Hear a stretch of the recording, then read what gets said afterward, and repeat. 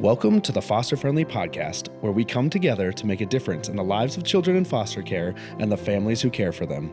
Foster Friendly communities are part of a nationwide movement by America's Kids Belong that helps people from all walks of life take action and help kids and families thrive.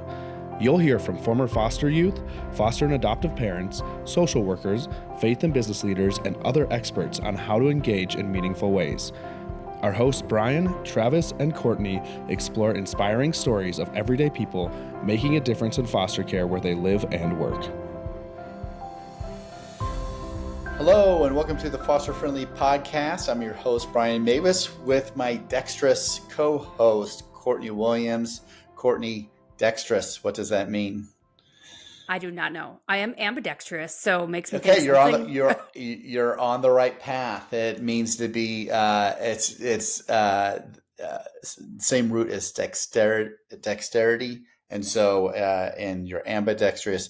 It means that you're good at multitasking. There you go. And you are that. You have to be when you have 9 kids. Yeah, but it's a quality you can't live without. So, Courtney, we have one of our very own guests today from our own team. We have Laura Mobley joining us. Laura, welcome. Thank you for having me. I'm excited to be here. And Laura, tell us a little bit about yourself. Sometimes I read biographies, but why don't you give us your little snapshot of who you are and your role with being involved in this foster care space? Yeah. I've been working in the foster and adoption space for close to 15 years now. It kind of started on accident, something that just grew in my heart, and have been working at a church in the past. I worked for other nonprofits. And I now have 3 kids, one who was adopted from China almost 10 years ago. So, been in the space for a long time. I've done a lot of different things, but really excited to focus on Indiana and foster care and adoption from foster care specifically now at IKB. Yeah, awesome. Thank you. Yeah, how did you? I'm curious because being we work remotely, all of us, and then there's Brian. I don't even know how many people there are on staff with AKB right now, but however many there are, I don't know very many of you like super well. So I'm curious. I don't even know how did you come to work with America's Kids Belong and Indiana's Kids Belong? Yeah, so I could tell the story a lot of different ways, or a lot of different. I don't know. I feel like AKB and me have a lot of just very interesting ties. So to paraphrase it, to keep it kind of short, I met Brian and Larry May, our former state director, in 2019. I'd heard about AKB. I was familiar with the work, but we met in 2019 when Brian and Larry were coming to Indiana to start the chapter here. We had talked, and then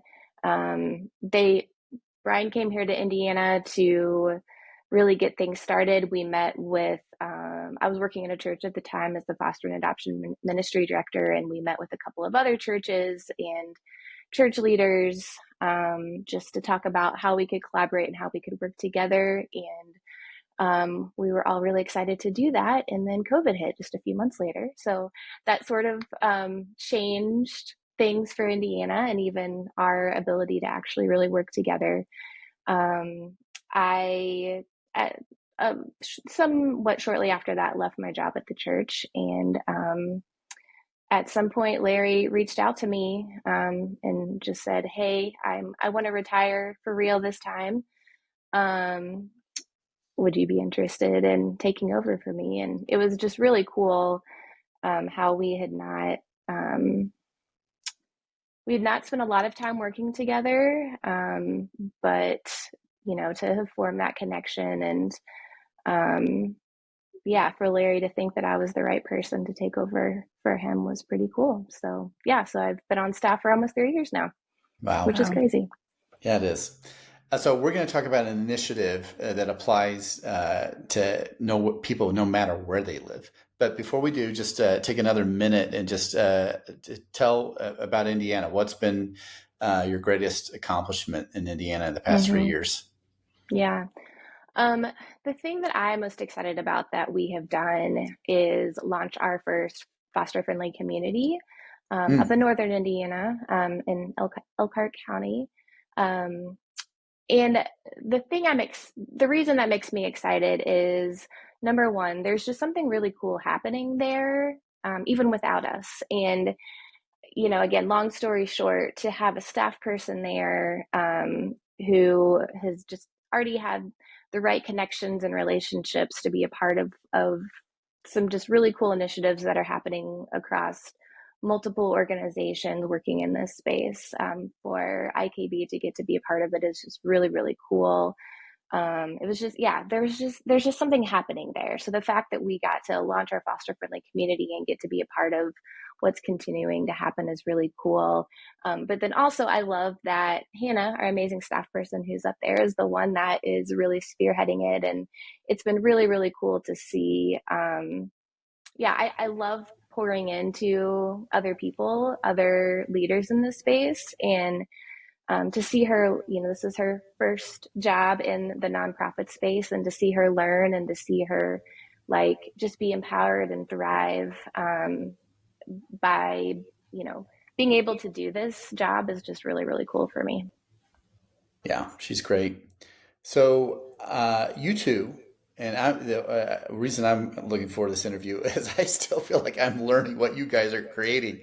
We gave you guys an assignment. I'm curious. So to our listeners, we're best known for what Laura just described with foster friendly communities and the foster friendly app, and then our other key signature program with the I Belong project. But there's our newest initiative, and Courtney and Laura have been the two key players in creating it. And so it's called Fostering Front Door. And Laura, why don't you just first explain what it is? What is Fostering Front Door?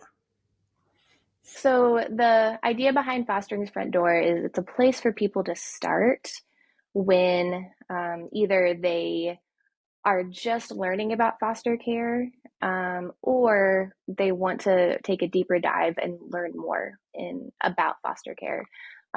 We know that there's a lot of information out there already, but what doesn't really exist is the information presented in sort of a curated space, and that's what we're really hoping to provide.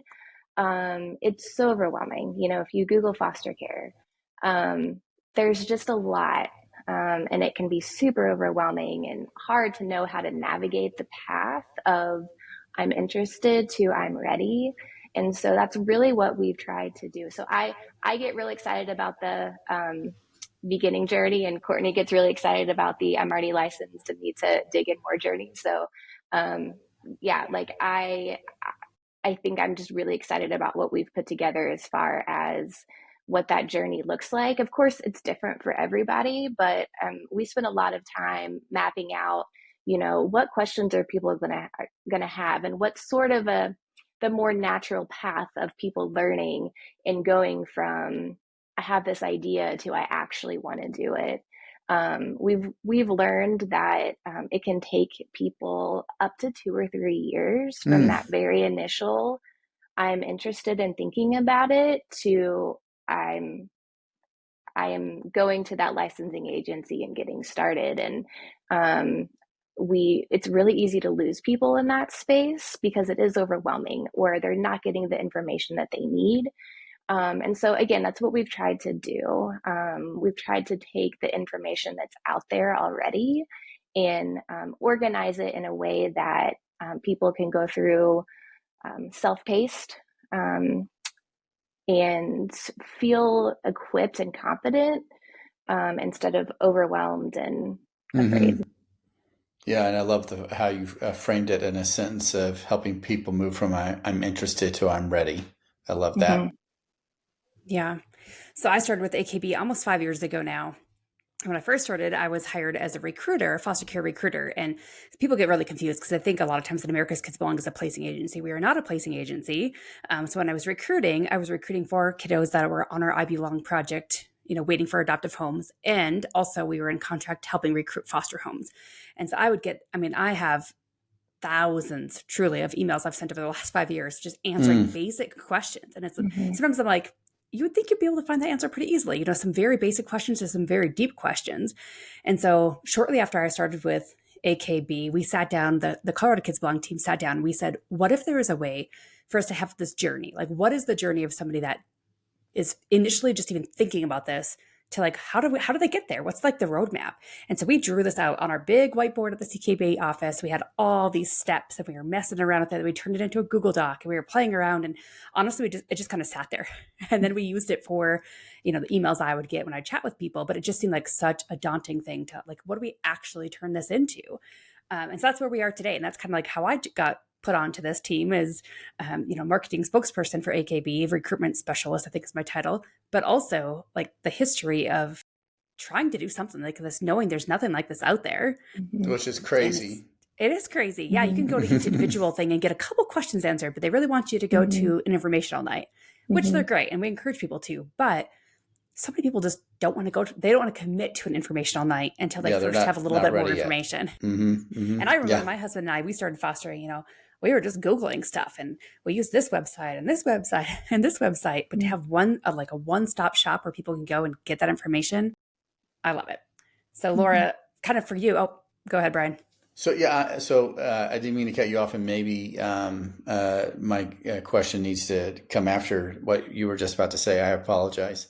So, but I'm curious, as somebody who's like listening right now and saying, okay, I am on the very beginning side, maybe, or maybe I'm somewhere in the middle, but what can they expect to experience? If they go to Fostering Front Door, what are they going to see, and what are they supposed to click on? And are they going to be sit down one path versus another?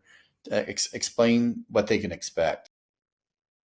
Yeah, I can talk about the different categories. Whenever someone starts on the website, there's sort of 4 different paths that people can choose to walk down. So one is, I want to learn more about becoming a foster parent.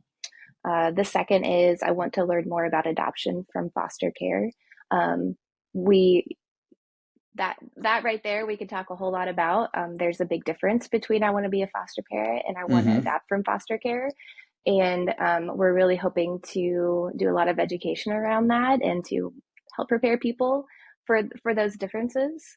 The third is, I want support, resources, and education to help me on my journey. So that's the path for people who are already licensed foster parents and just need, we know there's just so much support and so much education that you need to keep learning.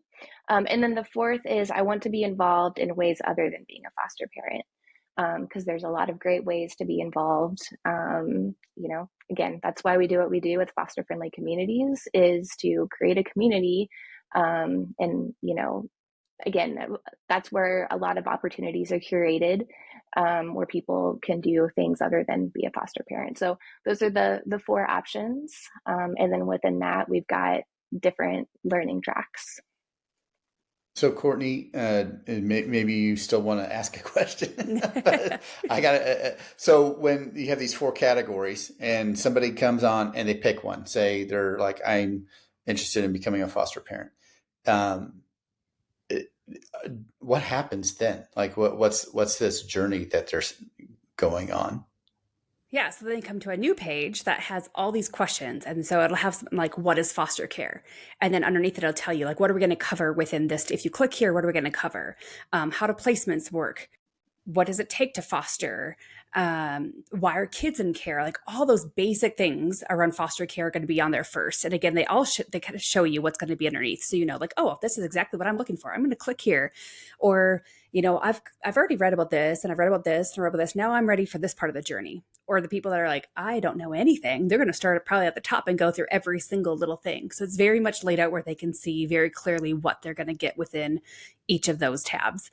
And And then when they get inside there, it's fun because sometimes it's just information. Sometimes there's links to blogs or articles, sometimes other organizations, podcasts that we've done, webinars. So it's not always just verbiage that's sitting there on a page for you to statically read. It's some fun interactive stuff as well. We have PDFs people can print off. Again, we truly sat down and tried to answer pretty much anything we could think of somebody would want to know on their journey. But one thing to really keep in mind is we're a national organization. So we're trying to answer these questions nationally, which sometimes is pretty tricky. So there are a lot of times where I'll say, in most cases or in most states, this is how it is, but we can't necessarily say exactly how it is everywhere. Mm-hmm. Laura, and we did. Yeah, go I ahead. say we really talked a lot and thought a lot about the technology, and we wanted it to be as organized and user friendly as possible, but also as simple as possible.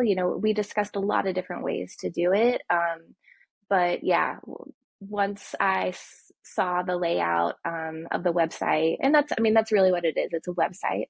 I'm really excited about it, and I think it is going to present all the information very clearly in a way that people can, not get overwhelmed by and pace themselves with. So yeah, and like Courtney said, it's not just all a wall of text. There's a lot of different options. So for people who like the videos, there's videos. For people who like podcasts, there's podcasts. But yeah, really just wanted to have lots of great information in one space that was easy to navigate. So I want to, as Simon Sinek says, to start with why. And so we're past starting. So we're down the road, and now and we talked about the why a little bit, that there's different information, if you just Google stuff here and there. But Laura, I think you really are the one who made us see that there was a very clear why on creating this. Can you share that experience? Yeah, here in Indiana, a couple of years ago, there was a statewide campaign, the Every Child campaign, and there were different tracks for people who were interested in foster care. It was a big foster parent recruitment campaign, and what we saw pretty quickly was that it took people quite a long time. The people who said they were ready and kind of started that process were maybe not actually ready. And those that we had sort of I want to learn more track, but it was let's have a phone call and I'll tell you some more. And then are you ready? And if not, we're not really sure, what to do. And more people were falling into that space of, I need a lot more information. I need a lot more time. And, that campaign, we didn't really see a lot of new foster parents come from that. And so it was really evident to me when I was working in a church, trying to recruit more foster parents, trying to, answer these questions, like Courtney was saying, that there is just this need. It is a journey. It is a journey for people, and they need people. They need good information on that journey. And then we really saw it during this campaign that there's really a need. And then, you think about the scalability of it. When I was working at a church, I could meet with people one-on-one. We had a support group, things like that. Scaling the entire state of Indiana with our small staff team is just not possible. And so this is, I think, it doesn't replace people or relationships, but it's such a good way for people to, especially those who are researchers. Not all of us are. I personally am. I'm someone who does a lot of research before I jump into something. And yeah, so I think this is going to meet a need that I've felt that we've had here in Indiana for a long time. I've heard other states feel like they need, and then through this campaign, we really had objective data that it is a big need. So Laura, what you just described to me, just way of analogy, seems like that the foster care system is so desperate for good families that when they come across one who is just now hearing about it, hearing about the need, showing some concern, a little bit of interest, but has tons of questions, the foster care system says, "Will you marry me?" It's like on the first date, and people need. I mean, you're asking them to do something really big in their life, and so they need this space to explore and learn and discuss. And sometimes that can take not days or weeks or even months, but years. And so people have to have their info, learn more and more before they're ready to say yes, to make that big commitment. And so I think that's what you discovered. It was like, oh gosh, we were expecting people to say yes way too fast. And so let's give them these paths where they can build up their confidence and their courage, get their questions answered. So, and again, it's amazing to me that the foster care system has been out there a while, and that we weren't able to find anything where it's just, it has that sensitivity to allow people to learn and explore.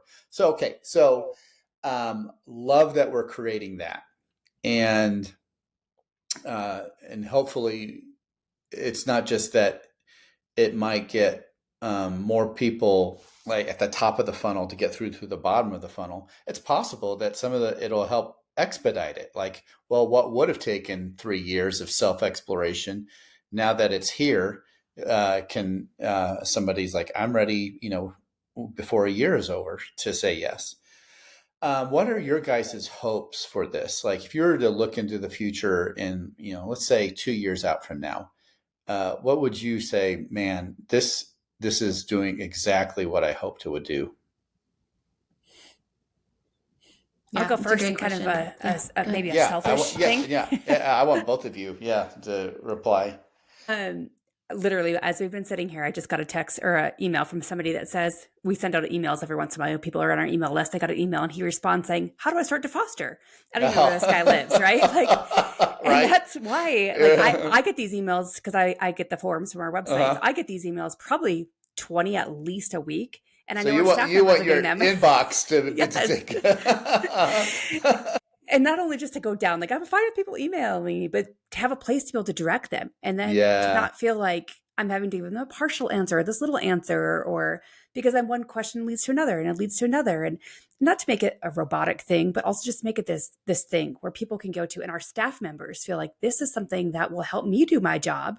So I can point people to this thing that we now have created, instead of all of us working where we work and trying to answer these emails and these phone calls and these text messages.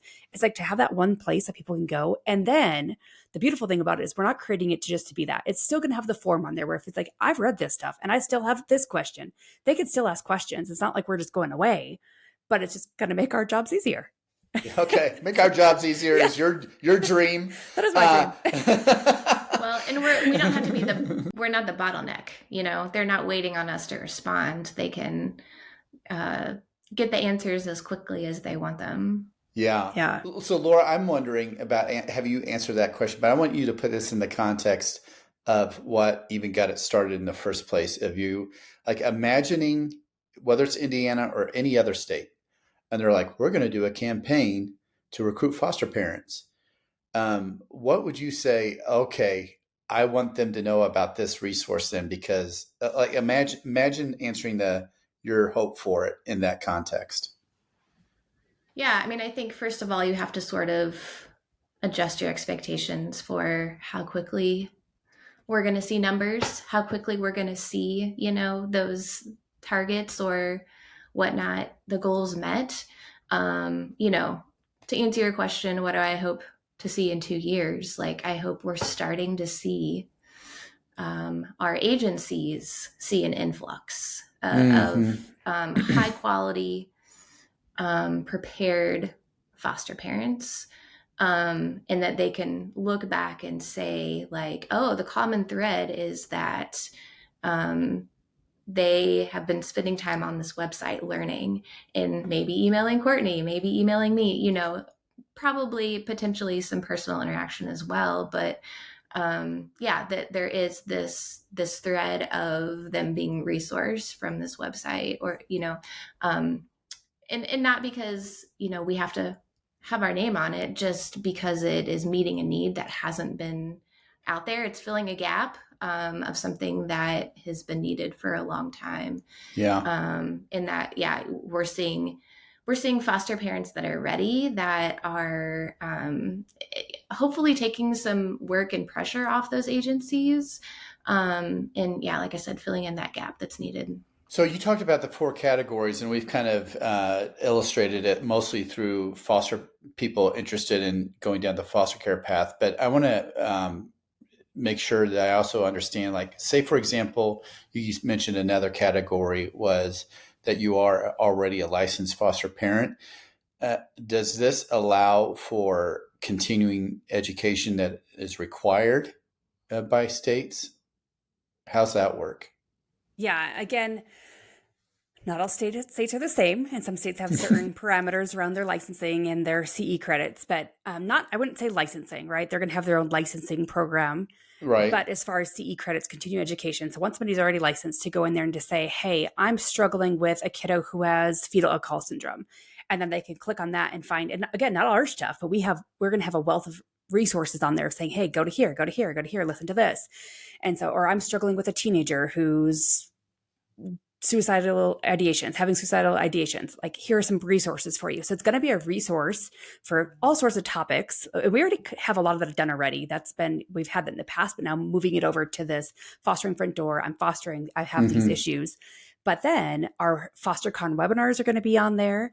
And those are free webinars that we have, that most states will recognize those as we give them a certificate, and they can get CE credits there. And we're continuing to add to those. So we have multiple, I think we have 10 up right now from the past years.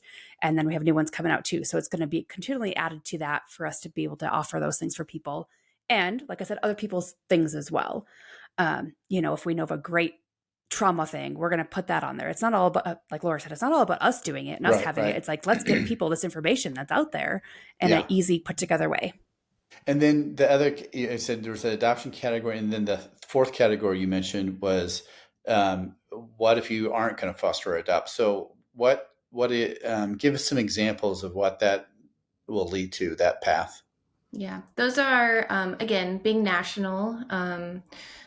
It's not as, dense or state specific as it could be, but we really tried to point out some organizations that are in multiple states. So things like CASA, being a CASA is so important, and something that I think everybody in every state could do as a volunteer.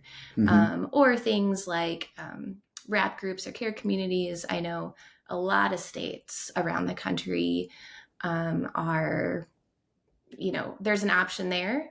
Or even just, organic support, just some ideas for how to help a foster family that that's not necessarily something formal. Okay. Yeah, that makes sense. So, Courtney, you just mentioned FosterCon. What is FosterCon? And there's another one coming up. So explain what it is and what the next one is. Yeah, FosterCon is just our fun name of our webinar series that we put on. So it's like a conference, online conference in a sense, of different webinars. Last year, we had a series that was titled Fostering. So fostering support, fostering permanency, fostering primer. We had 7 webinars that were all with the title of fostering something. Okay. And our next series is coming out, where it's going to release the end of August. And this series is titled Understanding. So we're going to have understanding school advocacy. We're going to kick off with that one as school's getting started, so people can know what it looks like to be a foster parent supporting the kids and how to get them the support they need at school. We're going to have understanding the system, because a lot of people get nervous about jumping in foster care or already fostering and nervous about what that means. Understanding food insecurities, understanding fostering and adopting teens, just kind of a whole series around the topic of understanding different things. And like I said, those will all be listed, and you can still see our ones from last year. So those will still be there for CE credit. And then we just have this new series we're coming out, releasing them all on demand this year. Once every 3 weeks, a new one will come out. Okay. And those all will then be housed under the Fostering Front Door. And FosterCon. We can go to fostercon.org to get those. But also the Fostering Front Door will have a link to them. Yeah. Gotcha. Okay. So speaking of links, how in the world do you find Fostering Front Door? We're going to have the links in our show notes. So go ahead and click on the show notes and you'll see it. And then, of course, always americaskidsbelong.org will take you to all of our initiatives and things we're doing. It will be it's on the main page. You can click on it there, but also in the show notes, you'll be able to find the link. Okay, great. Laura, thanks for helping us see the need for this. And we like to ask most people this question as we finish our podcast. How would you finish this sentence? What kids in foster care really need is a relationship. That might seem simple and basic, but I think working in this space, you can see a person, a I Belong Project Day, a buddy, change a kid in just a couple hours. Yeah. You could harm a kid in a couple hours. So absolutely. So kids are harmed by relationships. They're also healed by them. Absolutely. Yeah. And Brian, I'm going to add one today. I don't usually add my own, but I'm going to add one because this kind of goes back to your question of our hopes for it. And I kind of said a personal, selfish one, but also thinking, really the goal of this is we want educated, qualified foster parents, those that are considering, those that are looking, that already are licensed. How can they get better at what they're doing?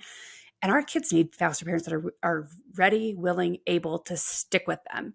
And what better than, to prepare them? I think of so many foster homes I know that start and they just don't have this background information and then they quit so quickly.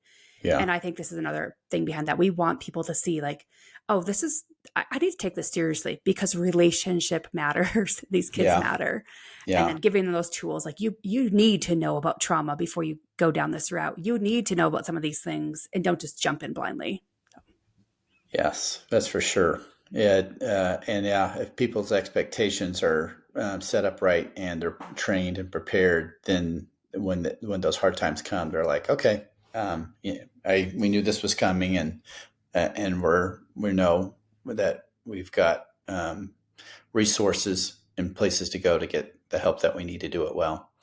Well, ladies, thank you for really taking the initiative of this, discovering the gap that exists, filling that gap with a solution and help. So hopefully that when more and more adults, families discover the need, that more of them will be able to meet the need and not just say, well, I was interested and then I got lost and then now I don't know what to do. So thank you so much for doing that.